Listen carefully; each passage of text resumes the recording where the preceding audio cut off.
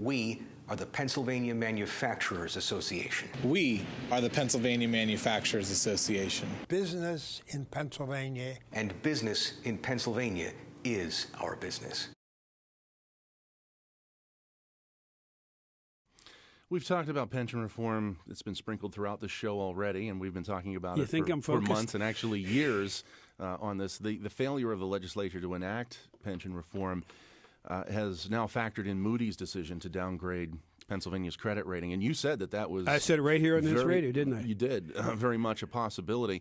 Walk us through the very technical impacts of that downgrade and what it means for the average Pennsylvanian. It means that for the state, for counties, for municipalities, and for school districts to borrow money, they're going to have to borrow at a higher interest rate so that when they borrow money, there will be less money going into the project and more money going back to the bondholders when they pay it back. And what does that mean? It probably means that if school districts, and I'll use school districts to start with, or any municipality is looking to do a project that they need to borrow the money, it's going to be more expensive.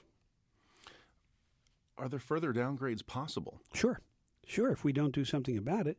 That's why, and Brad, you're right, we've been talking about this since the day I walked into office. I really didn't campaign on it. I raised the warning flag.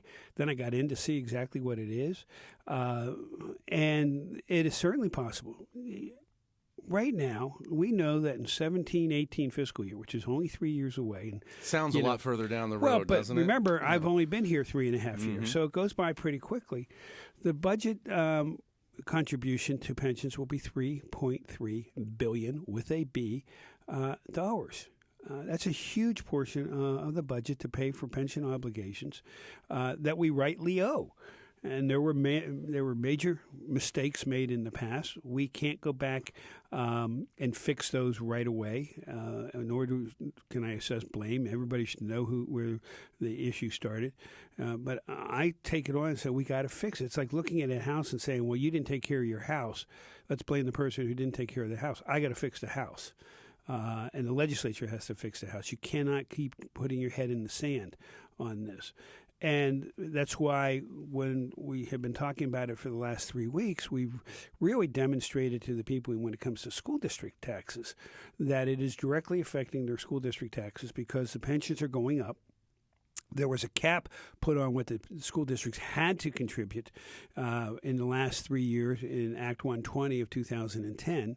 They capped it. That cap is off, and now you're seeing the spike in all the school districts across Pennsylvania.